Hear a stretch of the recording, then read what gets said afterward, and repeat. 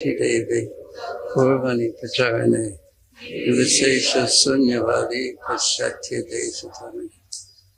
Om Gyanatimidandasya Jananjana Salakaya, Chaksu Sumilitan Zena Tasmai Sri Gurave Namah. Sri Chaitanya Manobhistam Stapitam Jaina Bhutale Sayam Rupa Kadamayam Dadati Sa Padantikam Vanchak. Okay, but that's Sakana Ragunitani Tan Tan Sadevam.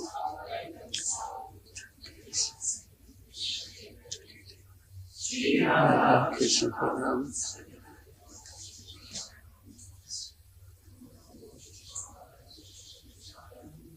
Srimati Bhakti. Devi Gaurvani Pacharane, Nivasesha Sunyavadi Pashat. Vansakalpatubhyascha, Kripasindhuvayevacha, Patitanam Pavanebhyo Vaishnavebhyo Namo Namaha. Hare Krishna. Now, how many of you have been here for the last two classes? Raise your hand. So a lot, okay, but a lot of new devotees who haven't been here before. Yes? Yes? Yesterday? Kal? No. Okay. So that makes it a little difficult because we're not even beginning in the middle. We're beginning 2/3 of the way in Akrura's journey to Vrindavan. You were here yesterday, no? Yes or no? Yes. Day before also? What is your name? Arti. Kartik. And you? Were you here yesterday?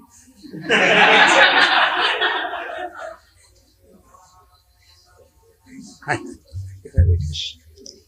think so. Yes? And the day before too. Yes? And tomorrow also? And day after? He's very committed to hearing about Krishna. Why is it good to hear about Krishna? You have to raise your hand. That's one of the rules. Why is it good to hear about Krishna? Yes, Prabhu. Okay, how nice. Tava vikriditam Krishna nunam paramamangalam karnam piyushamaswadya tajantyanya spruham janaha. Tava vikriditam Krishna nunam paramamangalam. These are the most auspicious things of the Krishna's Leela. Karnam piyushamaswadya. When they enter into our ears, when we drink it through our ears, tajantyanya spruham janaha. We will forget everything else and we will become Krishna conscious. Now say that in Hindi.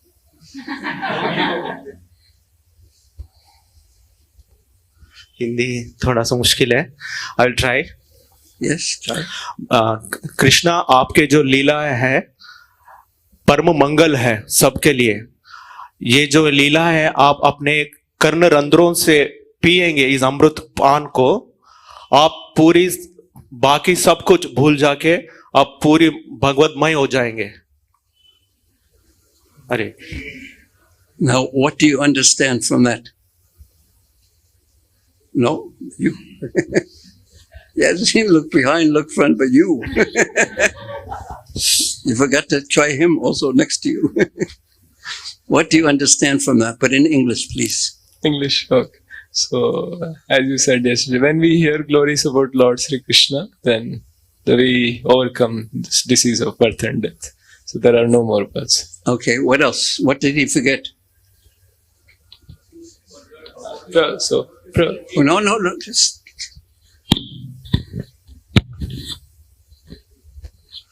If for God it is Parama Mangalam and yes. It is nectar. Yes, but what else did he forget? And he also forgot that we will forget everything else. Yeah.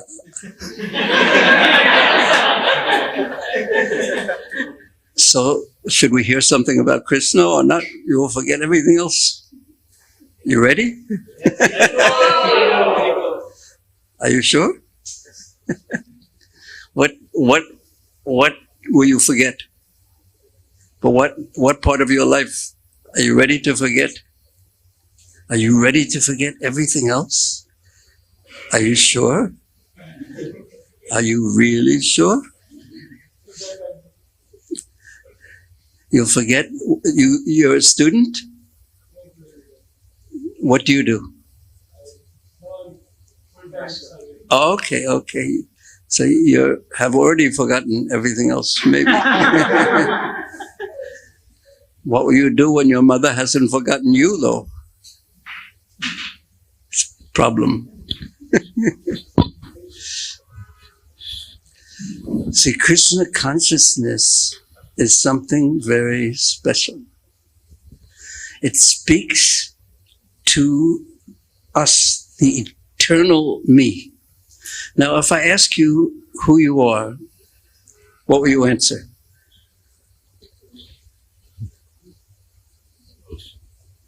Just naturally. My name I will tell, Prabhu. You'll tell your name. And what else will you tell? I'm from area.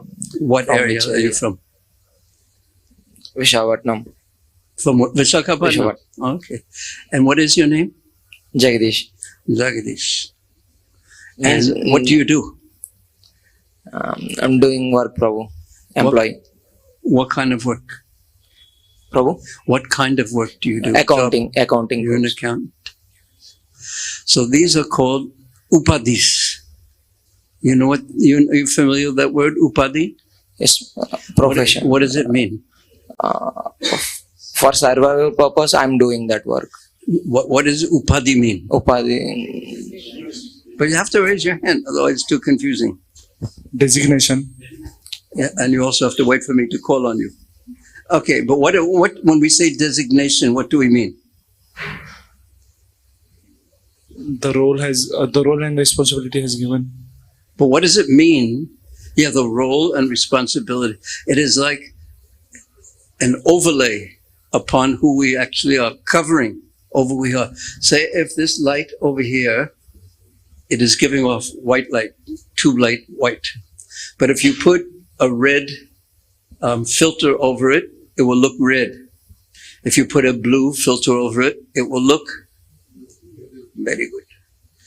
And if you put a yellow filter over it, it will look yellow. So the filters, the coverings, are upadhis over who we really are. So it is very difficult in this world to know who we really are because the coverings are so deep and so powerful. Confirmed. Perfect sneeze. How do you say sneeze in Telugu? How? I won't ask you. Okay.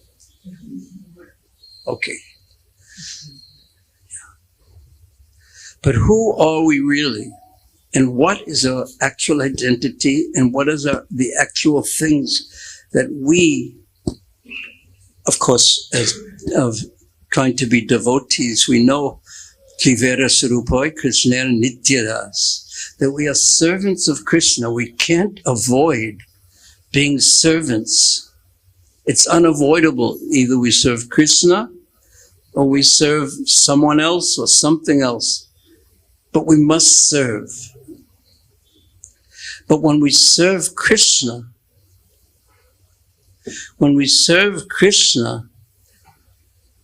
then we are in our natural position. That is who we are eternally. So the Prabhupada once defined Chaitanya Charitamrita as the activities of the Chaitanya, or the consciousness, the soul, in the land of eternity. Now we are very well aware of the activities of the eternal soul in the land of the temporary. So in the land of the temporary, we have our name, we have our job, we have the country that we are born in, we have the family we are born in. But that's all the activities of the eternal soul that condition him, that control him, that limit him in the land of the temporary. But what the actual activities of the eternal soul in the land, the realm of eternity are, that is what Sri Chaitanya Mahaprabhu came to teach. And what did he say those activities were? First of all, he taught it by his words, by his instructions, but he also taught it by his perfect example. And the soul, the eternal us, come in. Where would you like to sit? You can choose any seat you want. Yeah, why not right here? You have to be very brave. You are very brave. And what is your name? Bhargav. Bhargav. Yes. Very happy to meet you. How old are you? 20.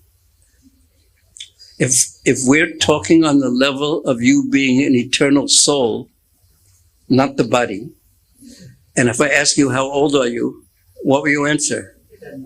Yeah? Very good student.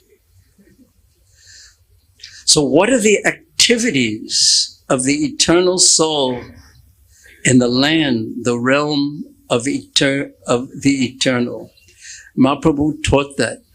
Now, he taught that, as I said, by his words and by his actions.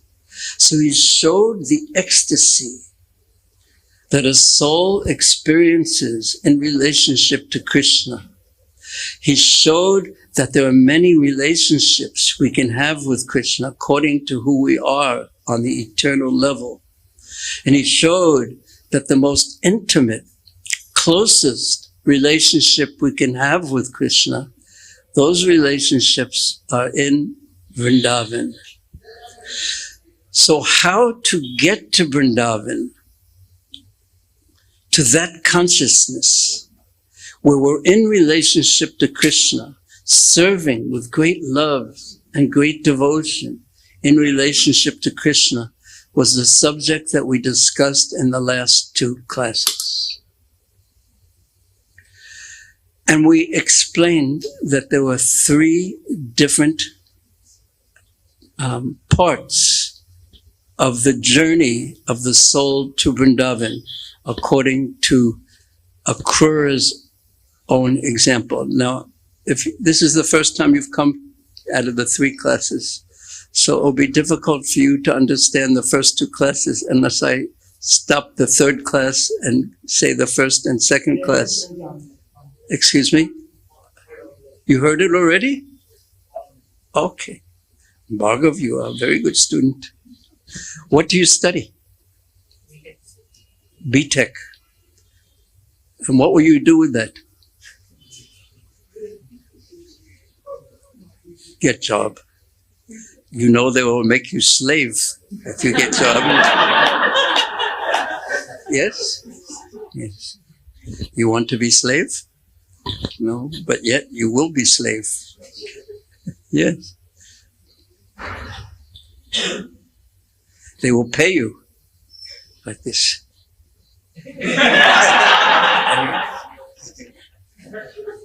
Yes? And they will make you work from early in the morning to late at night. How many days a week? 6. 6. And if you don't like it, you know what they will do? They will let you go, and there will be hundreds of others willing to take your job.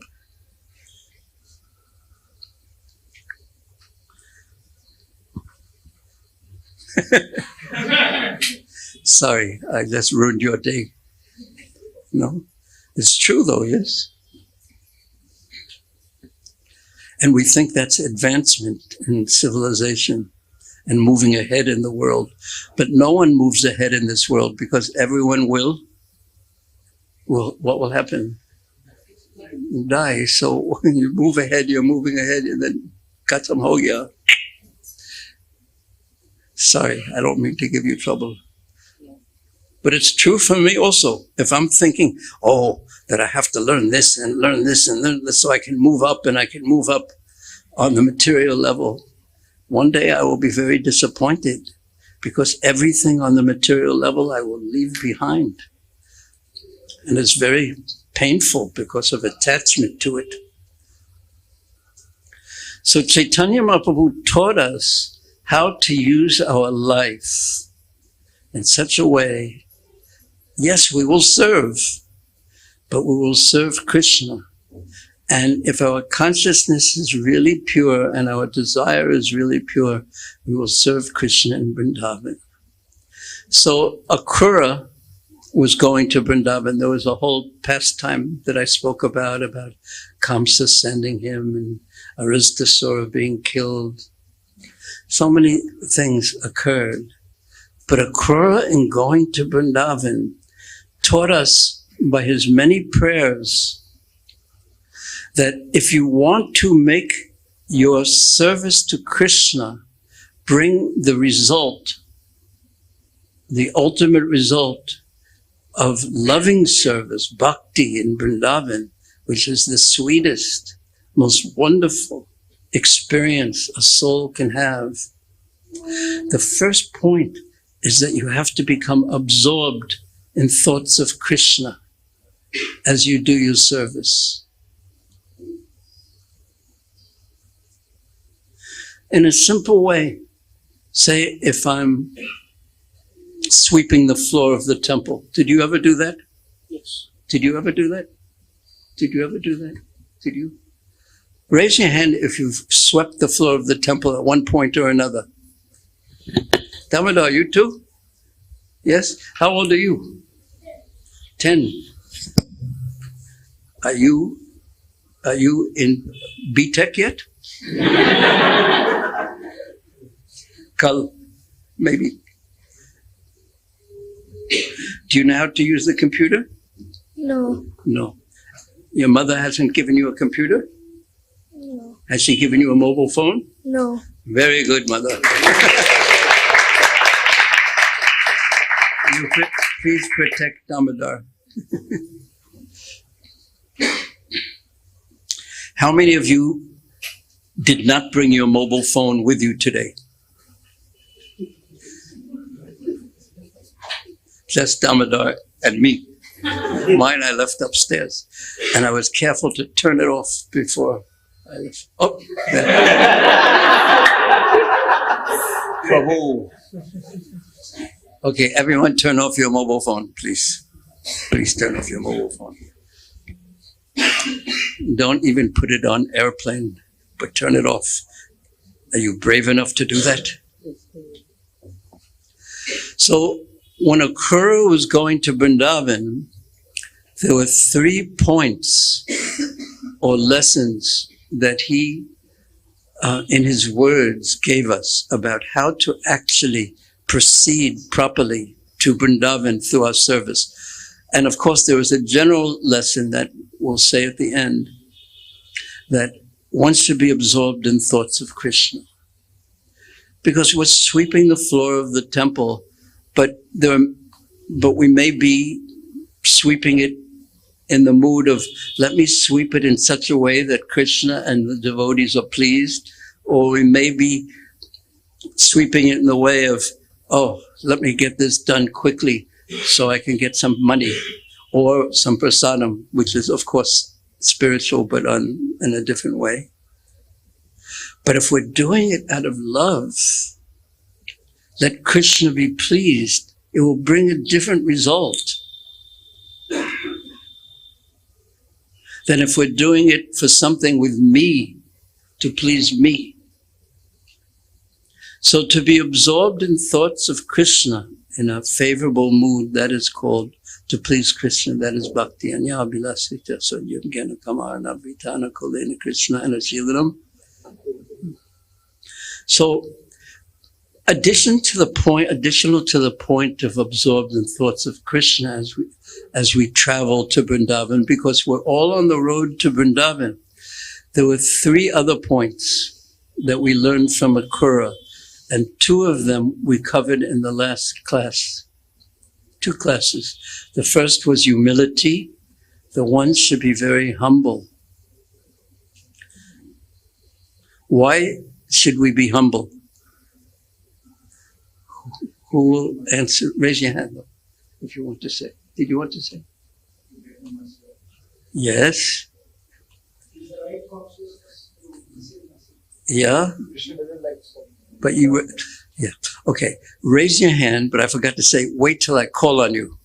Okay? Because you outsmarted me. Very intelligent.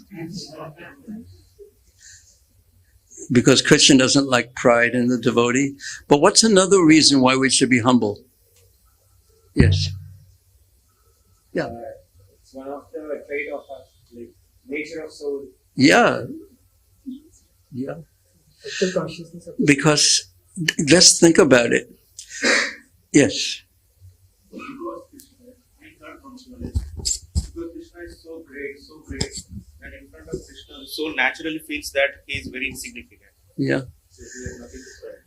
But yes. Yeah, if you're humble, then you're ready to learn some more. Yes. Yes. Otherwise, you would think that you know everything. Yes. Nothing more to learn. Very, very good. Now, I would just like to say one other reason we should be humble is because it's reality. Humble means we're insignificant, in fact. Now, consider this point, that in 100 years from now, how many people will know that you ever existed? Probably no one. That was very good. Bang. How many people will know that you ever existed? Probably no one. We're insignificant. But no one is thinking of themselves as insignificant due to Maya. And Maya's gift to us, because we turn our back on Krishna. We don't want to accept that we are tiny souls, servants of Krishna. Maya's gift to us is called a material mind. And in our material mind, who is the center?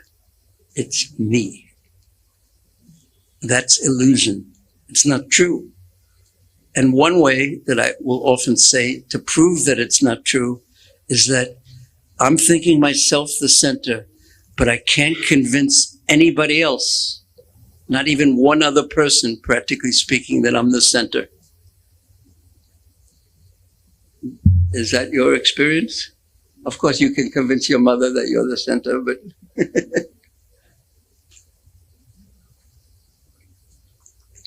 is your mother in Bihar now? Is Lalu in Bihar? Lalu.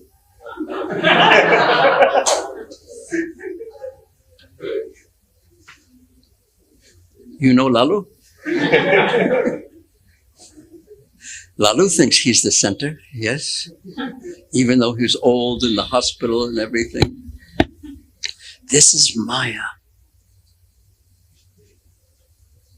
This is illusion.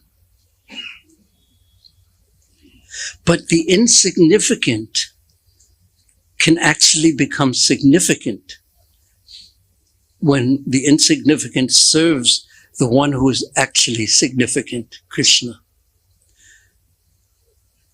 Like the light will light up when it's connected to the power. So Krishna is the supreme power. So the first point is be real, which means being humble. And when you're humble, you're tolerant.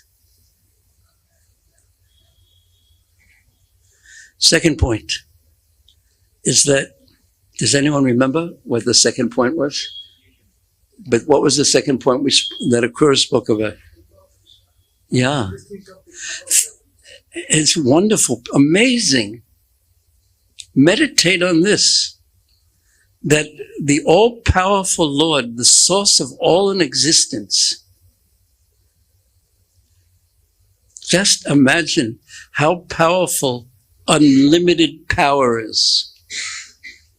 How powerful is unlimitedly powerful? We can't imagine. We look up at the stars at night. Of course, in Hyderabad, you can't see stars at night when you look up. But if you go into the countryside and you look up, it's amazing. There's hundreds and countless numbers of stars. So where do they all come from? They're part of this universe. And Krishna produces not one universe, not one star, but unlimited universes. And it doesn't make his power any less. He's unlimitedly powerful and he's unlimitedly beautiful. How beautiful is unlimitedly beautiful? We can't conceive of that with the finite mind, with our tiny minds that are full of only material concepts. How wealthy is unlimitedly wealthy? This is Krishna. So he's all powerful, all beautiful, all wealthy. But yet, he's in Vrindavan, herding the cows, walking around with no shoes, makunchar, stealing butter sometimes, playing with his cowboy boyfriends, herding the calves. Why is he doing this? When he's unlimitedly powerful and unlimitedly wealthy, who can say you have to do this? It is coming from himself. He wants to do it. Why?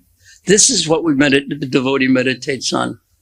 What has caused the unlimitedly powerful, unlimitedly beautiful, unlimitedly wealthy, unlimitedly intelligent Lord to herd the cows in Vrindavan? And the answer is, it's the love of Krishna's devotees. And this is what he likes to do.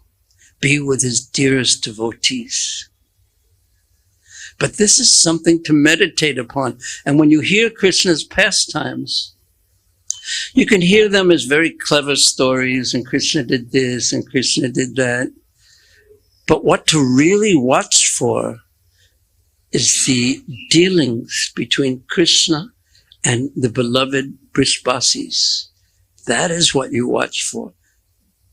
And see how they control him, and see how clever he is in dealing with them, and see their ecstasy, see their love explode for Krishna, and see Krishna being controlled by that love. This is all Ladini Shakti Azman. This is all the workings of Krishna's internal energy. So the first was humility. Second was what? Amazing pastime, inconceivable pastimes. And the third one, which we'll speak about right now, for at least a short time, is Akrura begins, his mood changes. Now I'm going to read the verses. The last verse we read yesterday was it 13 or 14? 13. So in 14, he says, now we're going to read 14 to, I think it's 24. But I'm not going to tell you what it is. You can read here and I'll read it aloud.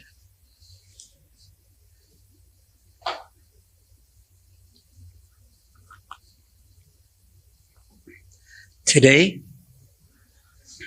there was one point I forgot to mention from yesterday, is that one can actually associate with Krishna through hearing about him through Shastra and the devotees. Very important. Okay, now listen carefully, and at the end I'm going to ask you a question.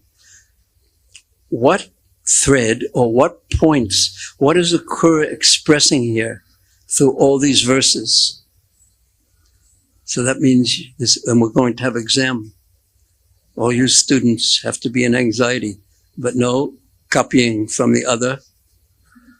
I used to know some students, they used to write the answers on the inside of their eye lid, and then they'd go like this and be able to read all the answers. That's a joke, because other students, they have smartwatches and their friends are over there calling them. And yes, oh really? Okay. So this is what Akrura says. Today, I shall certainly see him, the goal and spiritual master of great souls, and seeing him brings jubilation, great happiness to all who have eyes, for he is the true beauty of the universe. Indeed, his personal form is the shelter desired by the goddess of fortune, and now all the dawns of my life have become auspicious. Can you read it, Damodar Prabhu? Okay. Now I'll tell you what he's desiring something. Yes. What is he desiring? Today I shall certainly see Krishna. And then when I see Krishna, I will at once alight from my chariot. I will get off my chariot. And what will I do? I will bow down to the lotus feet of Krishna and Balaram, the Supreme Personalities of Godhead. And their feet, those feet, theirs are the same feet the great mystic yogis striving for self-realization bear within their minds. The yogis are keeping the lotus feet of Krishna. This is the samadhi of yogis. They're keeping Krishna's lotus feet in form in their hearts and in their minds, Chaitanya.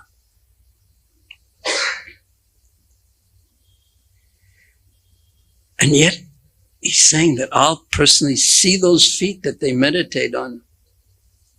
So those great mystic yogis striving, working hard, dedicating their life for self-realization, they bear those feet within their minds. And I will also offer my obeisances to the Lord's cowherd boyfriends and to all the residents of Vrindavan. So he's desiring to see the Lord's lotus feet and bow to the Lord's lotus feet, and to bow down, offer his obeisances to all the devotees in Vrindavan. And then, 16, when I have fallen at his feet, the Almighty Lord will place his lotus hand upon my head. And for those who seek shelter in him, because they are greatly disturbed by the powerful serpent of time, that hand removes all fear, because the hand of Krishna is blessing. So he's desiring. Remember, he's just riding his chariot and thinking. He's desiring, after he sees Krishna, after he pays his obeisances to Krishna, and then he's desiring that Krishna will take his hand and place it upon his head. Now, Krishna's hand is composed of eternity. His hand is made out of not flesh and blood, but ecstasy.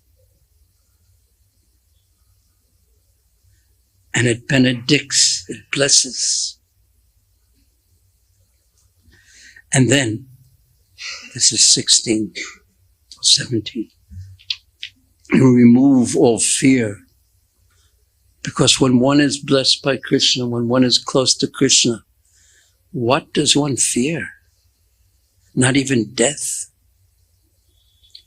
And by offering charity to that lotus hand, so he's glorifying Krishna's hand versus Krishna's form, Krishna's feet, his hand. By offering charity to that lotus hand, Purandara, Purandara. Who is Purandara? Indradev. And Bali earned the status of Indra, king of heaven. And during the pleasure pastimes of the rasa dance, when the Lord wiped away the gopis' perspiration and removed their fatigue, the touch of their faces made that hand as fragrant as a sweet flower. So he's bringing the sweetness of Braja. That hand is carrying not only his potency, but the sweetness of the fragrance of the Braja Gopikas. The infallible Lord will not consider me an enemy, even though Kamsa has sent me here as his messenger. After all, the omniscient Lord, so infallible means he never falls, he never makes a mistake, and he's omniscient means he knows everything. So this point is very important of this verse. The omniscient Lord, the one who knows everything, he's the actual knower of this material body, and with his personal vision, he witnesses, both externally and internally. He sees everything, all the endeavors of the conditioned soul's heart. So he's saying, even though I'm coming as a messenger of Kamsa, that's not what's in my heart. I'm not actually serving Kamsa. And the Lord is omniscient. He knows everything. So he would know my heart is not with Kamsa's heart, who wants to kill him. My heart is one of service to him. So why is this important for a devotee?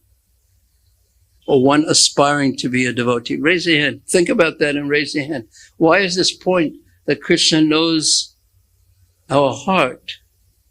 Why is that important? Raise your hand if you have a thought on that.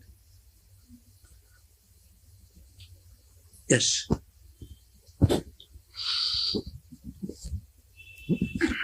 In all the times, we can think of Lord that He is always knowing what my status of mind is. So we can be peaceful. If nobody else recognizes, also Lord sees us.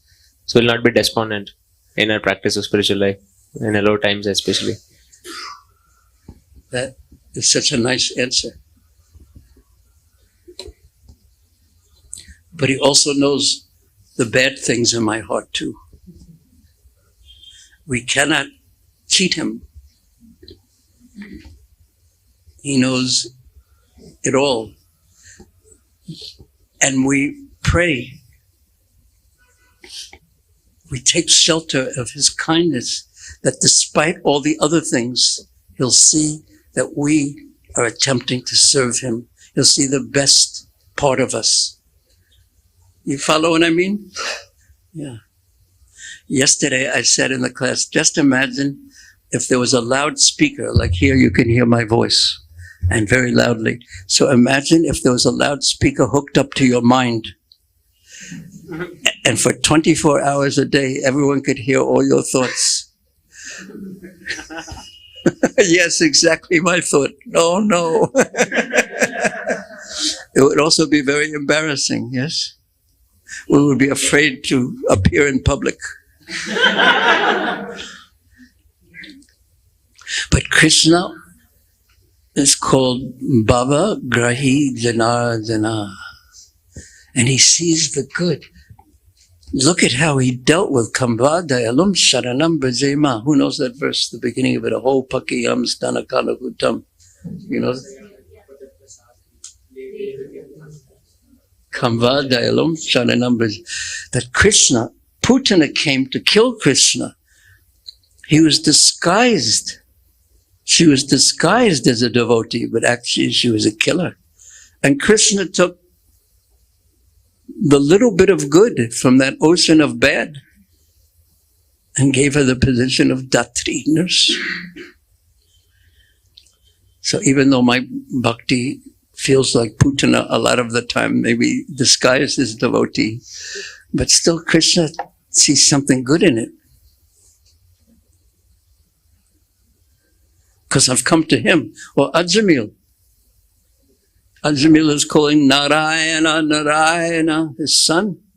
And Krishna is thinking, oh, my devotee is calling me. It is my duty to protect him. Kavadayalam Sharanam Beja means who could worship a better Lord than that, who's so kind?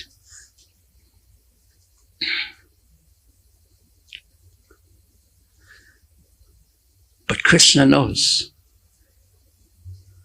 So does that make you more fearful or more secure? Huh? Because you are all such good souls. But it maybe makes us a little more careful too, if we actually think of that. Then he will first seeing him, then seeing his feet. He's desiring all this. And then his hand, seeing his blessed hand, and desiring that it touch him on the head. And then he will cast his smiling, affectionate glance upon me as I remain in front of him with fixed palms like this, fallen in obeisances at his feet. Then all my contamination will at once be dispelled. All the material thoughts, all my material desires that keep me bound in the material world be removed. Just like the sun, the rising of the sun removes darkness. Otherwise, how are we going to get rid of darkness? With a broom? With a flashlight? No, but when the sun comes, automatically the darkness goes. When some mercy from Krishna arises in our heart, the darkness goes. Otherwise, we can struggle and struggle. Then all my contaminations will at once be dispelled, and I will give up all doubts and feel the most intense bliss. There's so many things to talk about here, but we will just continue. Recognizing me as an intimate friend and relative. So not only am I looking at Krishna, Krishna is looking at me. He's thinking and praying and desiring. And Krishna will embrace me with his mighty arms and instantly sanctifying, purifying my body and diminishing to nil, to nothing, all my material bondage, which is due to fruit of activities. Meaning my material desires or my material activities, trying to satisfy my desires, they just increase my desires and entangle me further in the material world. So he has a whole stream of desires that he has. Having been embraced by the all-famous Lord Krishna, I will humbly stand before him with a bowed head and joined palms, and he will address me. My dear Akrura, he will recognize me and speak to me. He's omniscient. He knows everything. He will recognize me, even though I'm an insignificant soul, but it's an insignificant soul who has tried to serve him, even though that service has been very imperfect. But he will recognize me and say, my dear Akrura. At that very moment, my life's purpose will be fulfilled. Indeed, the life of anyone whom the Supreme Personality fails to recognize is simply pitiable. In other words, as we have spoken about, human life has a purpose. And if we don't use our human life properly, we are misers, like a person with great wealth who doesn't use that wealth at all. Properly, doesn't use his wealth properly. So he's saying, I will be recognized, and a person who isn't recognized by Krishna is worthy of pity. We feel sorry for such a person. And in that mood, feeling sorry, compassion arises, and therefore the devotees try to help others remember Krishna by preaching. The Supreme Lord has no favorite or dearmost friend, nor does he consider anyone undesirable, despicable, or fit to be neglected. All the same, even though Krishna is Samoham Sarvabhuteshu, he's kind to everyone, but yet he lovingly reciprocates with his devotees in whatever manner they worship him, just as the trees of heaven fulfill the desires whoever approaches them. And then, another desire. Lord Krishna's elder brother, the foremost of the Yadus, and his name is Balaram. What's another name of Balaram? And another name? Huh?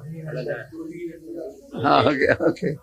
He's called Bala because of his strength, Rama because he gives pleasure, he's called Shankarshan because he unites the two parts of the Jaro dynasty, and then he has many other names because of his many activities. But those three were the names given by Gargamuni in the 8th chapter of the 10th canto. And then Balaram, Krishna's elder brother. Now, how is that even possible? Krishna, when Krishna is eternal, how could someone who's eternal have an elder brother?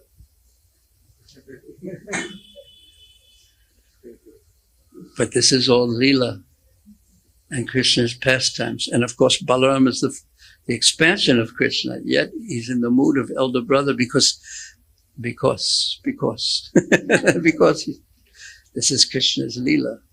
So non-devotees, especially impersonalists, they'll say, oh, these are just stories and just to focus our mind, like little children have to be told a story. And then ultimately, the Supreme has no form and no qualities, and everything is illusion. And even Krishna's pastimes are all Maya. And devotional service, they also say, is Maya, illusion. It's born of the illusory energy. But we don't agree. And nor does Shastra agree. And nor can anyone act on the level of thinking this world is illusion. How can you act? This world, it doesn't really exist. If anyone thinks like that, what we will do is close the door, and you can walk through the illusory door that's closed and bang your head and see if the pain is illusion. No, this world isn't illusion. It's temporary, it's shifting and changing.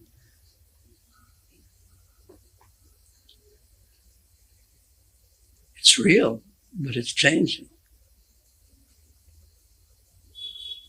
And how could something that has no qualities produce anything? Because if it had the quality, if it produced this world, and the world is real, even though it's changing, then it would have to have the quality of being able to produce the world. At least that quality had to be there. So anyway, of course that you all don't think in that way. But Balaram, he's desiring, well, Balaram will grasp my joint hands while I'm still standing with my head bowed. And after embracing me, he will take me to his house. And there he will honor me with all the items of ritual welcome and inquire from me about how Kamsa has been treating his family members. Now, in the next chapter, after Akrura goes to see, he sees Krishna's footprints in this chapter. And then in the second verse of the next chapter, he explains, now don't put it up, that all my desires have been fulfilled. But here, we don't want to talk about that right now. We want to say that Akrura, he's humble, he's meditating on Krishna, and yet he has spiritual desires. And how important are spiritual desires? It is the nature of every living entity, humans, not humans, to have desires. And unless we desire on the spiritual level, we will desire on the material level. This is what it means to be an individual, to have individuality and have individual desires. If we look around the room, everyone looks different. No one is dressed exactly the same. even though we're all wearing kurta dhoti, but still all different. Or saris. Of course,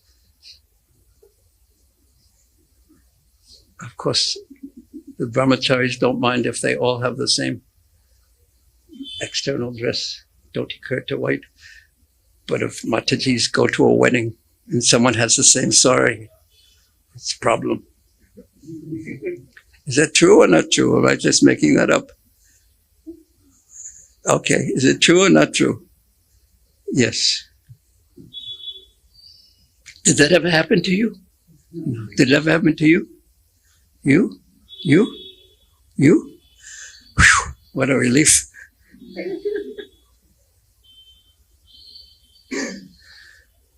So the point I would like to make here is the importance of spiritual desires. We should want something on the spiritual level.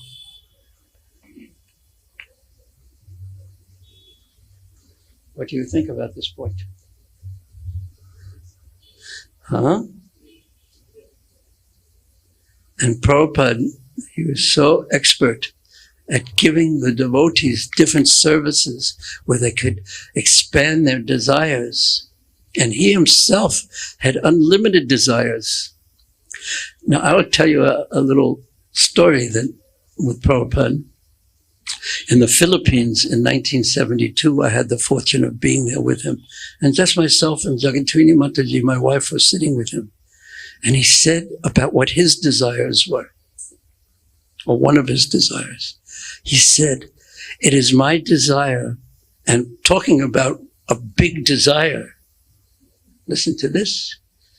"It is my desire that everyone in the universe becomes Krishna conscious." And then he said very kindly, "Please help me fulfill that desire." So, with such a big desire, do you think there's a place for you to do some service? I think so. There's a lot of service to be done.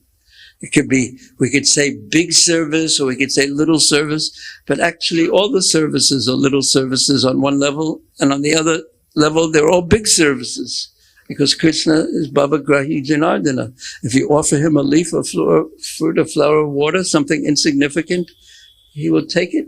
If it's given with love, asnami, but bhakti paritam asnami paratatmana. So that's the mood. A humble devotee, he knows his service is insignificant, but yet, because he's a soul who wants to serve Krishna, he keeps in the mood of a humble servant, and he does it with such enthusiasm, with his desire to do something for Krishna's pleasure. But it's so important to have spiritual desires. Do you have some spiritual desires? But don't tell. Secret. Shh, don't tell. Secret, okay? You have spiritual desires? Damodar, do you have spiritual desires? Are they big or little or? Oh, wonderful. Maybe you'll become the emperor of the world. But by looking at you, I think you'd be a better advisor to the emperor of the world. Did you ever think about becoming emperor of the world? No, I didn't think so. Important to have spiritual desires, to fill our mind with desires. When Prabhupada was in where was he again? In Madhya Pradesh? Not Indore. No. Yeah, Jhansi. When he was in Jhansi, everyone knows Rani Ki Jhansi. But when he was in Jhansi, he had made this whole plan of the League of Devotees to spread Krishna consciousness all over the world. And who could have imagined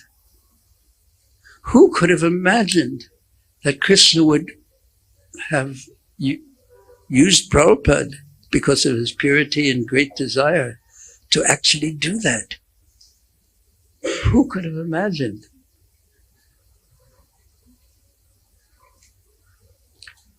Amazing. When Prabhupada went on the Jaladuta, who could have imagined such an amazing pastime of Krishna's, of Krishna empowering, Krishna Shakti Naivina Tarpavatana, empowered someone to do something that one would say was impossible. One will have to say it was impossible, and yet he did it. So, because you know why? He had a desire, and that desire at its heart was to serve his Guru Maharaj. He wanted to serve. I once heard a lecture, not once, I've heard it many times, and I was there, even in Mayapur in 1976, where Prabhupada said, if someone wants bricks and mortar, meaning just the buildings, Krishna will give him bricks and mortar. But if someone wants to serve, Krishna will give him service. Yeah, he was something was on his mind when he was speaking. So it's important to have spiritual desires. Now, there were so many things we could have spoken about. And before I show you a video that will summarize these things, mixed with what I about Akrura's desires, mixed with some of the comments of the Acharyas, I just wanted to say one other point. That in the 27th verse, you can put it up, the 27th verse. This verse summarizes the path, or the essence of the path, not the three things that I mentioned, which are, what was the first one? Second one? Yeah, become absorbed in Krishna's pastimes. And the third? Have spiritual desires. Have spiritual desires. But aside from that, what is the underlying point of the journey back home, back to Godhead? It's absorption in thoughts of Krishna, not having the mind just wander everywhere. So here in this verse, the 27th verse, it summarizes the path of Akrura. Do you know this verse? Deha Britya. Can you read it? Who will read it? Yes, you are naturally a Sanskrit Pandit.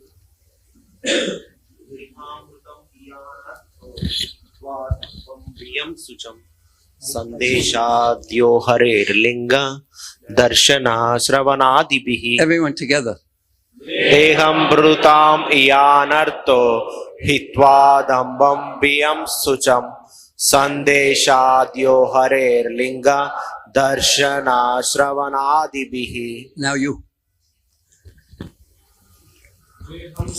Vrutam Iyan Artho Hitva Dambham Vyam Sucham Sandeshayo Hare Linga Darshana Somana Divi Shavana Divi. Very good. Next. Dehambritam iyan artho hitva dambam bhiyam shucham sandeshadyo harer linga darshana shravanadibihi. Next. Deham britamyanartho hitva dhambam biyam shucham sandeshadyo harer linga darshana shravanadibihi. Sri Krishna Prabhu. Yes. 27.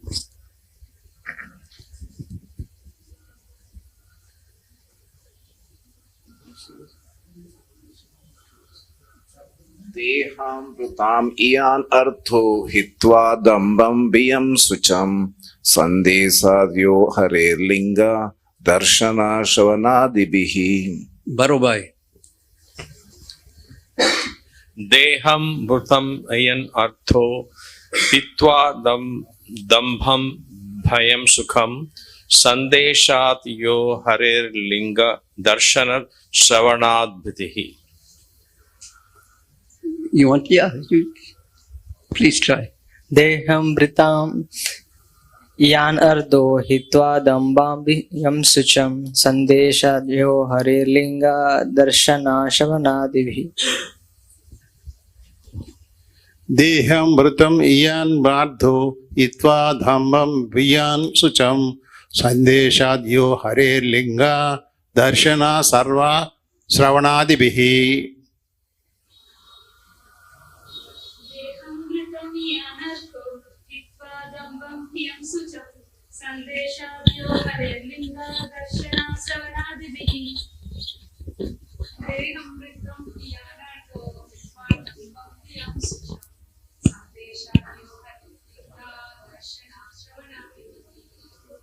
You like to try? Damodar, you're next. Pay attention.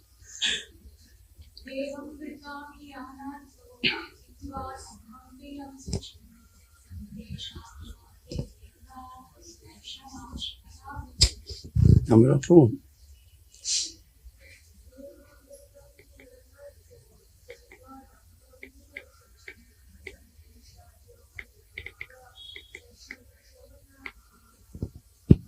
Does anyone know it by heart? Okay, go ahead.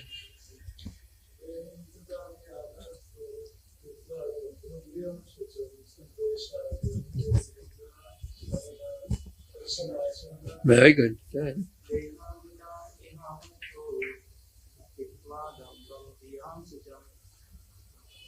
Sandesha.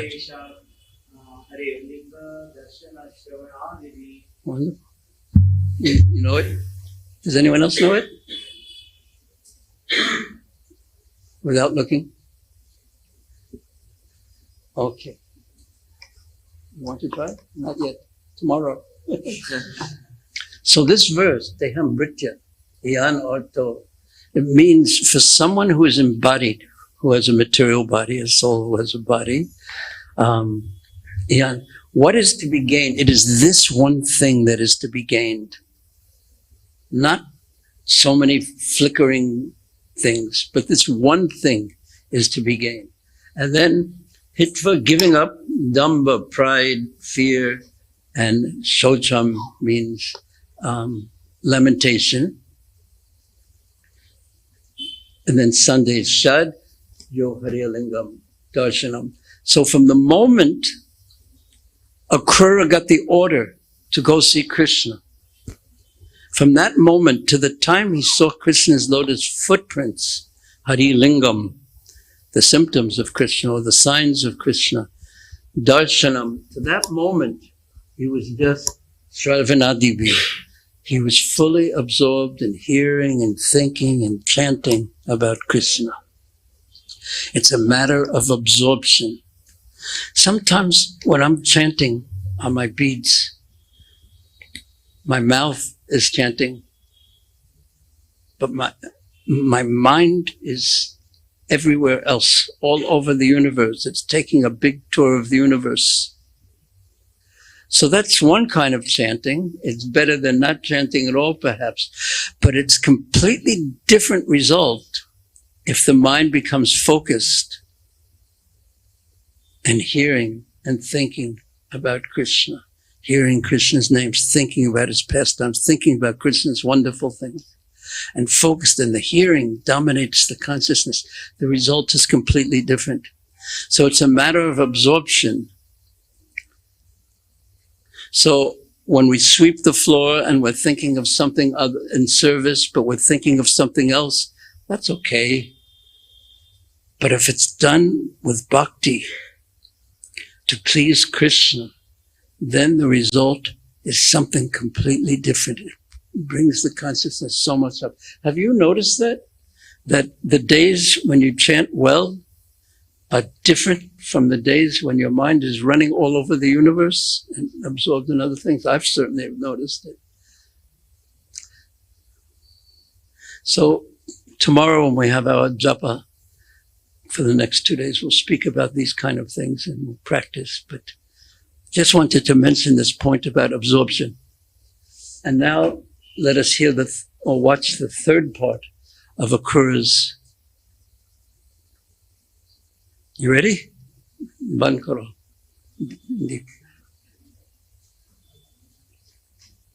Okay. A great desire has now arisen in my heart.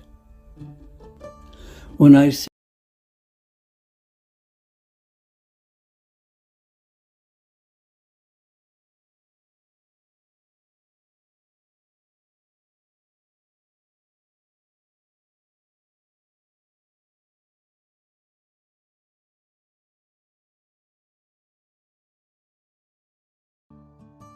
a great desire has now arisen in my heart. When I see Krishna, I will at once alight from my chariot and bow down to his lotus feet and to the feet of Balaram, the Supreme Lords who yogis contemplate through their intense practices. I will also offer my obeisances to the Lord's cowherd boyfriends and to all the living beings of Braja. And when I have fallen at Krishna's feet, my master will place his lotus hand upon my head, a hand which destroys fear in all people who are greatly disturbed by the powerful serpent of time and who are desiring shelter. His lotus hand itself is so wonderful.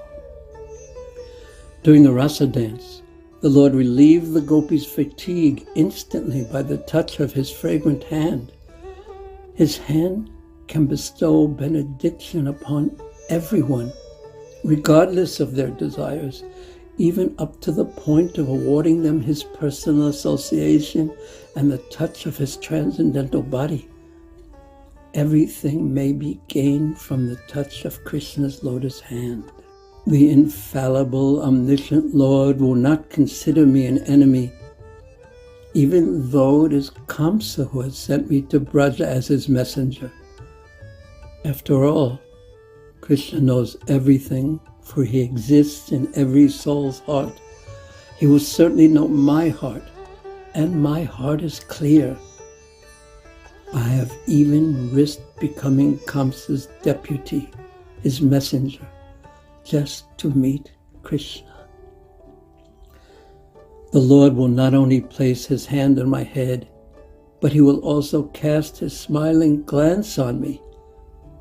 I will stand attentively with folded hands at his feet, hoping he will glance at me.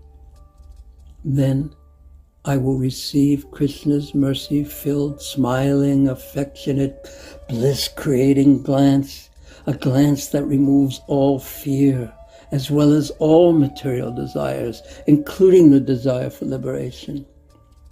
I shall stand before him with all humility.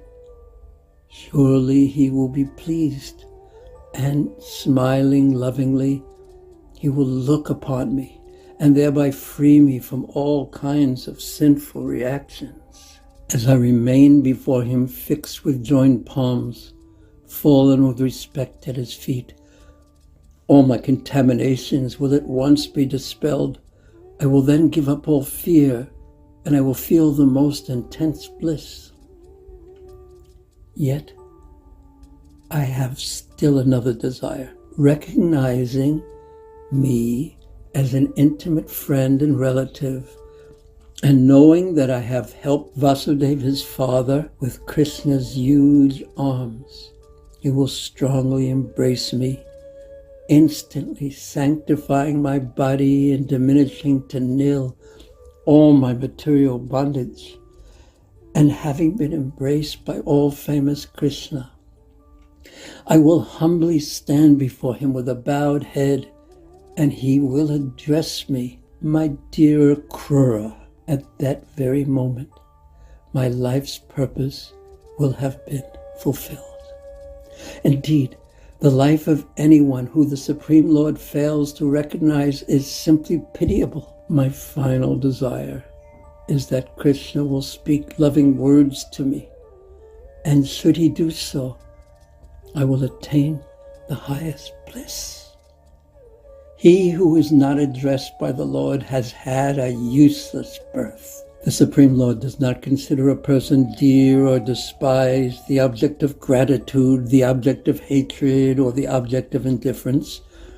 He lovingly reciprocates with his devotees in whatever manner they worship him, just as the trees of heaven fulfill the desires of whoever approaches them. Krishna is the Supreme Lord, and therefore no one is especially dear to him.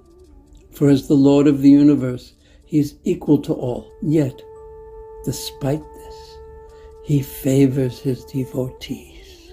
He fulfills their desires, but he does not fulfill the desires of others.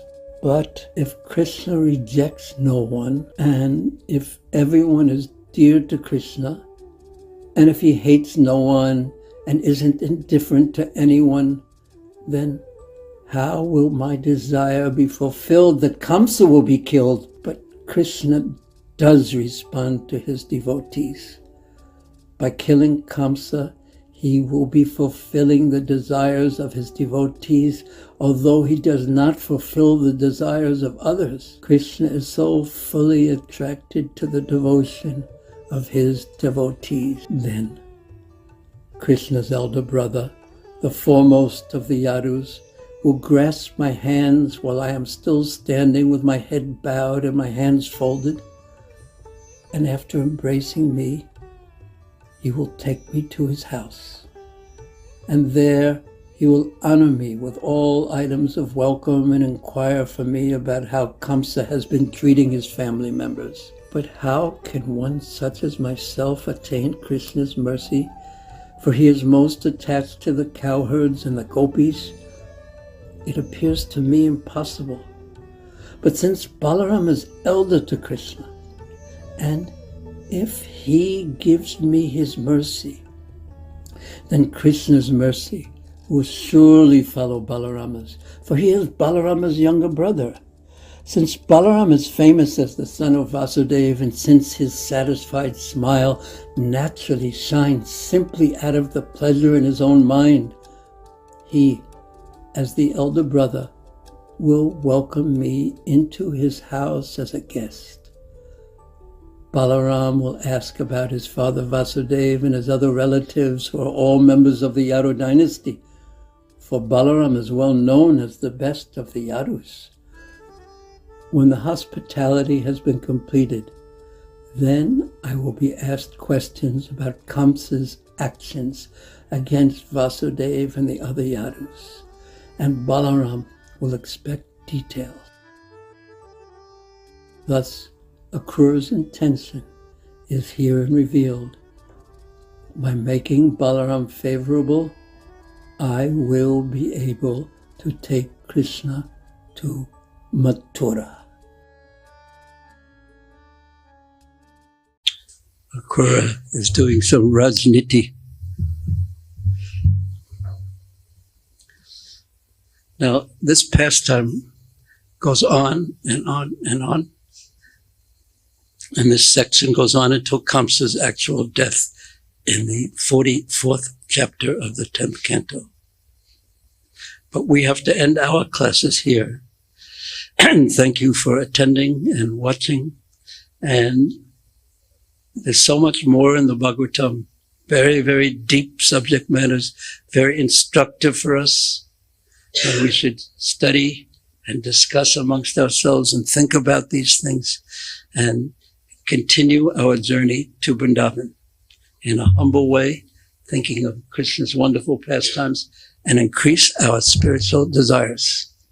Thank you very much. Are there any questions? Raise your hand if you have a question.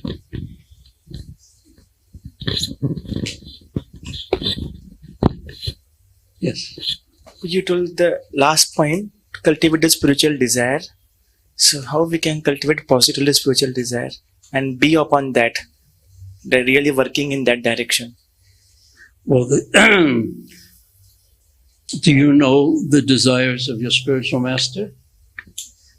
So when you make your desires chitate koriya aikya, when you desire to fulfill his desires, you're getting a hint or knowledge of what will please Prabhupada's desire, Prabhupada, which will please Srila Bhakti Siddhanta Saraswati Thakur, which will please Srila Bhakti Vinod Thakur and Srila Bhakti, all the way back to pleasing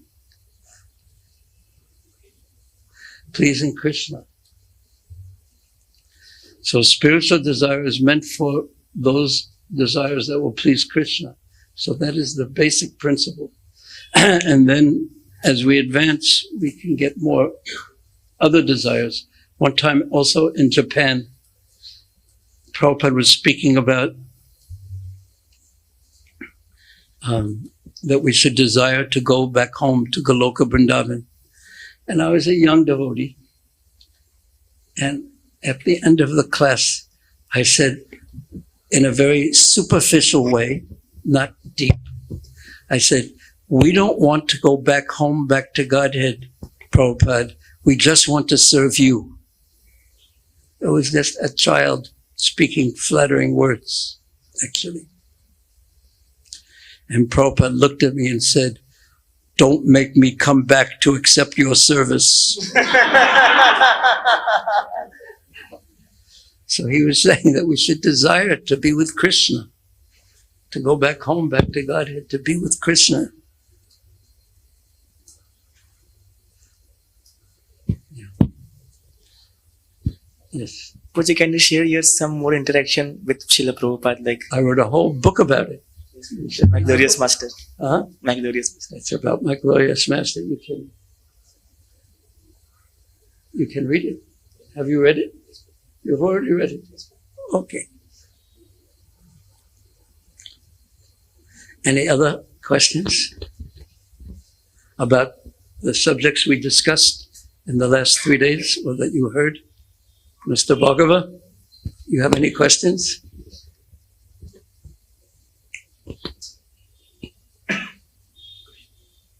Yes, Prabhu. Thank you very much, Prabhuji, for such a wonderful sessions. In the first class, there was a question that we tend to do things mechanically as we grow. Yes. And then you told it will be answered in second and third session. So just want to confirm, is there, these are the three principles we have to follow in our life to be Oh, absorbed? there's other principles. But this is what Akrura taught the way to Vrindavan. Yeah, and the point is absorption. That's the principle. Not mechanically, just doing and letting our mind wander. Of course, we'll tend to do that. But to give power, we should become absorbed in thoughts of Krishna. Sunday said, what's the verse? He's gone. You know it? Okay. Maybe up to Goloka Vrindavan. Sunday said, Hari Yo Hari Lingam Darshana Shravanadivi. From the moment he understood what his path was and where he was going, from that moment to the point when he saw Krishna's lotus feet, he was absorbed in thinking about Krishna. Yeah. So when we are unable to do that and are introspective enough to know that we're not doing it, then we become humble. And if we see others who are more absorbed, either we want to serve them or we become envious of them. No, I'm not. Of course, we will all say that. But the mind sometimes does its magic of Maya. So what happens when you realize, look at my mind, here's a devotee who's better than me, then you become humble. And you say, oh, yes, I should serve, just like you said. And don't listen to this rascal mind. Yes.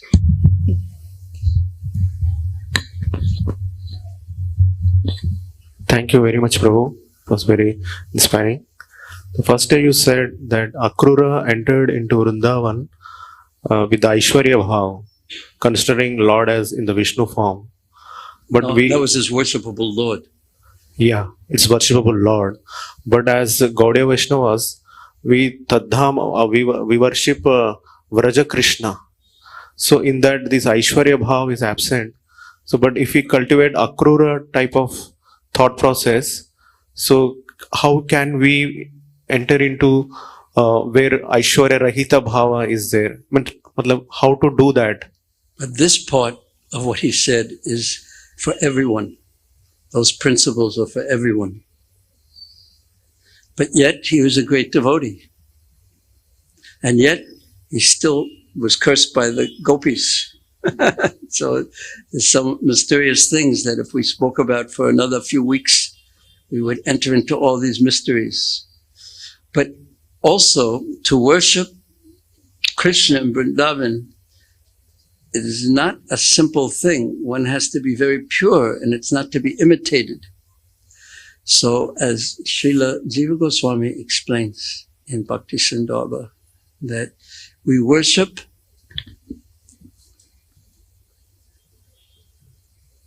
by using all the principles of Vaidhi Bhakti as support. So the principles, we can't we go on the altar and do arti like we're dealing with our friend Krishna and get on and have Krishna, put Krishna on our shoulders or get on his shoulders of Radha Madan Mohan. We can't do that. We're not on that level. So we've been given the process of worshipping, which is filled with Aishwarya. We stand there, we do arti like this, we bow down.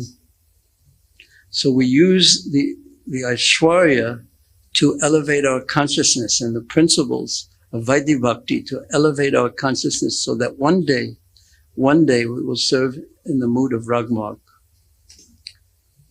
What do you think? It means it will happen at the end of the Vaidhi Marg, or it will be given by the Guru who is in that bhav. Say that again? You mean our actual identity? Is it, I heard that it will be awarded by the particular Guru who is experiencing that bhava. Now we're in the realm that's above our heads, because it's like when we are like babies now. And how it will happen by Krishna's mercy, but you should be sure that if that's your desire, Krishna will make an arrangement one way or another. If you try to get into a deep discussion, it's like the children who are discussing quantum physics, where they're learning 1 and 1 is 2. But it will come if you take the gradual steps. There's many questions like this on that level that devotees will fight about and argue about and get angry at each other and fight with each other. And in my opinion, this is Kali working, just make division amongst the devotees. But gradually everything comes by realization, not by intellectually trying to get beyond our capacity. So Vishwanath Chakravarti Thakur, in his commentary in the 12th canto, 3rd chapter, near the end of the 3rd chapter, explains that if you chant the names of the Lord, if you're meditating on the form of the Lord will come and bring you to your Atma Bhava, your actual, who you actually are. And Bhaktivinoda Thakur says the same thing. Hare Krishna.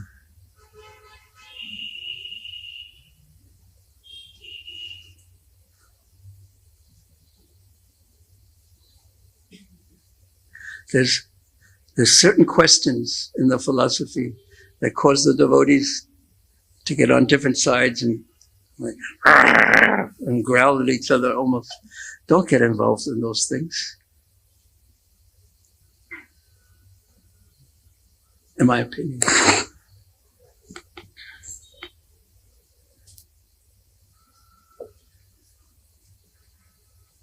How did you first come to Krishna consciousness?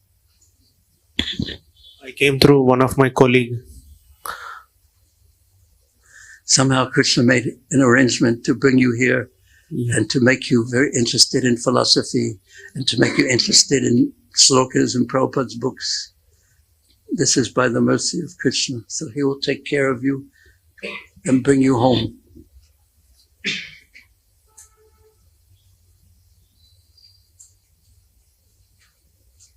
Step by step. Any other questions? Okay, it's already late, so thank you very much. Hare Krishna. You happy today?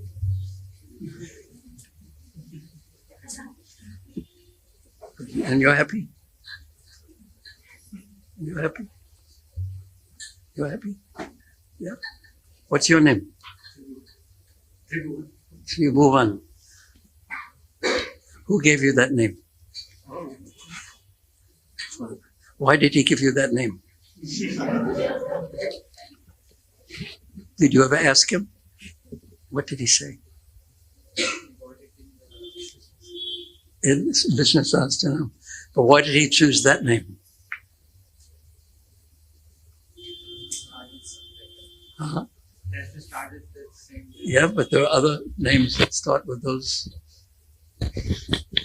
Some inspiration from Krishna, maybe. Good name. Tribhuvanath, or just Tribhuvana? Tribhuvan.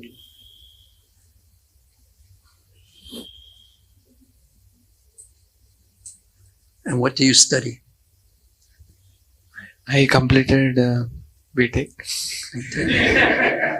And what do you do now? Currently, means I was working. Now currently, I was into notice period. I'm sorry, you were working and I'm shifting my job.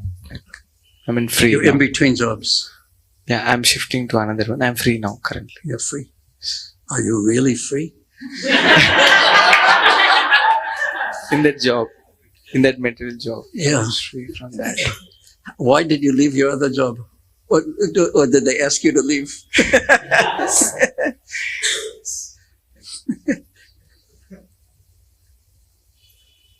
So you'll find a better job?